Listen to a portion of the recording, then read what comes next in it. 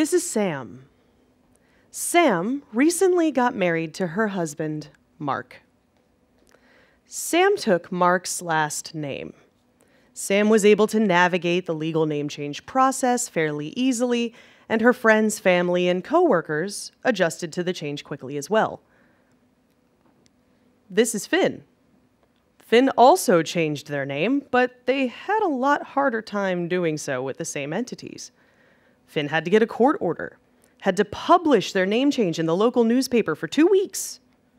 So anyone who wanted to could object to it. Finn is often asked if that's really their name or what their real name was. Finn has been made by complete strangers in restaurants and house parties to produce their driver's license for no reason other than to prove that Finn was their legal name. Finn has been told by friends and loved ones, "You'll have to understand, I'm going to mess up. This is really hard for me." So, what happened? Why was Sam's switch so smooth and Finn's so not? Finn changed their name because Finn is a non-binary transgender person. That change was part of Finn's transition. Finn's based on a true story. I'm willing to wager most of you in the crowd tonight know somebody who is married. Maybe you're married yourself. Maybe you've been to a couple weddings. Of course. But for some of you, I'm the first non-binary person you've ever met face to face. You might be encountering a little confusion because your brain hasn't figured out what box to put me in yet. See, it's human nature to classify things, right? Everything has a name and a box it goes in, and everything is all a part of this grand reality. That reality was built for the Sams and Marks of the world. See, these boxes that we put so many things into were built long before you and I got here. A lot of people, mostly people the same skin color I am, like to split things into binaries. Sets of two. Day and night. Rich and poor. White and black. Man and woman. Good and evil. Us and them. We'll come back to that one. These binary boxes are social constructs, classification systems put in place by people in positions of power who wanted very much for things to stay that way, and perpetuated, knowingly or unknowingly, by similar groups of people who benefit from those systems today. But where did this power come from? How did we get here? When a binary is established, the two entities naturally oppose one another in our minds, like poles on a magnet. Day is the opposite of night. Good is the antithesis of evil. When you apply this to groups of people, something interesting happens. You end up with a macro binary of self and other, where one group, usually the group that looks or behaves most similarly to the group that established the binary, is held in favor over the other. When someone comes along who disrupts this binary, the people who benefit from it don't like it very much. So what happens? That group, that person, is ostracized, silenced, legislated to the margins, or worse, eliminated entirely. Sam had a lot easier time changing her name because Sam was following the socially constructed framework.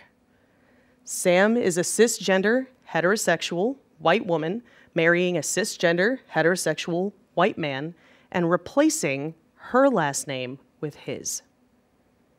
Sam is following a path set before her by generations on generations on generations of people in positions of power.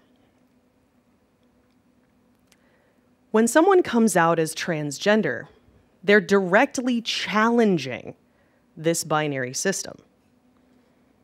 So what have we learned? What happens? Marginalization, otherization.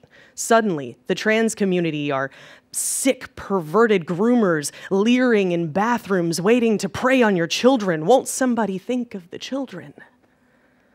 Any attempt to empathize with, or connect to, or support the trans community is seen as wokeness taking over, or entertaining the delusions of the mentally ill. No nuance allowed. You get in your box, and you stay there, or be eliminated. And I'm not just strawmanning here. In 2022 alone, 370 anti-trans bills have crossed legislative floors in the United States, mostly affecting trans kids. These are bills that forbid trans people from using the bathroom that most closely aligns with their gender identity. These are bills that force teachers to out trans children to their families.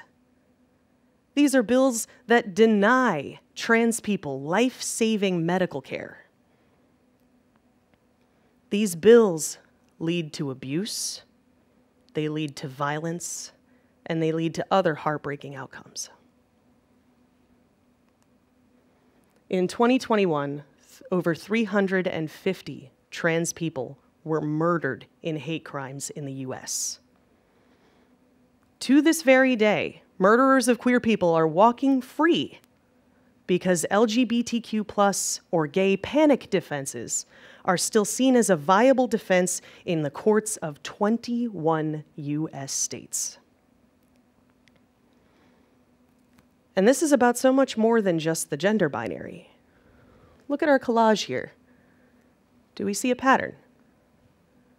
Most of the trans people who were murdered last year are Black and Latina trans women.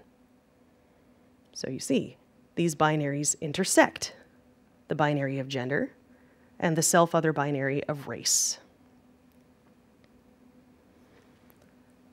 So what do we do? How do we stop this? We expand. We expand the ways we think about and talk about the world around us. We learn about the binaries that exist in our society and the ways in which they work towards certain groups of people positively or negatively. We call out when these binaries are being enforced and call upon expansion in multiple different avenues. We support and uplift the groups of people who are being marginalized, and we call out bigotry and small-mindedness when we see it. It can be simple.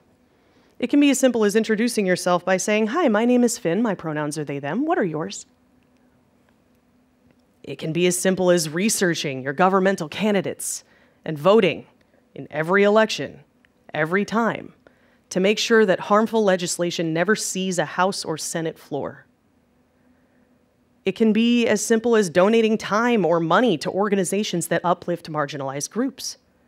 It can be as simple as having those difficult, uncomfortable conversations with your ignorant friends and family. It can be simple, but we have to make the conscious decision to do it. You know, I'm often told by people who I give these diversity educations to, yeah, I support the queer community and everything, but I just wish you didn't have to make it your whole personality. We get it. You're trans. Big deal. Why can't people just be people? And you know what? I agree with them. I would want nothing more than to be seen for the multifaceted person that I am. I want my transness to be the least interesting thing about me. But the truth of the matter is, there are people in this world who look at me and people like me and see one thing: a mistake, a threat that must be erased. They see this in me, and they see this in so many of my trans siblings. Now, I have the benefit of carrying a certain level of privilege. So if me being here and trans and loud convinces even one trans child to love themselves for all their many facets, it's worth it. The sooner we stop thinking in terms of day and night, the more space we leave for sunrises and sunsets. The sooner we stop splitting things in half, the sooner we create a world more whole, more safe, and more successful, not just for ourselves, but for the generations to come. Thank you.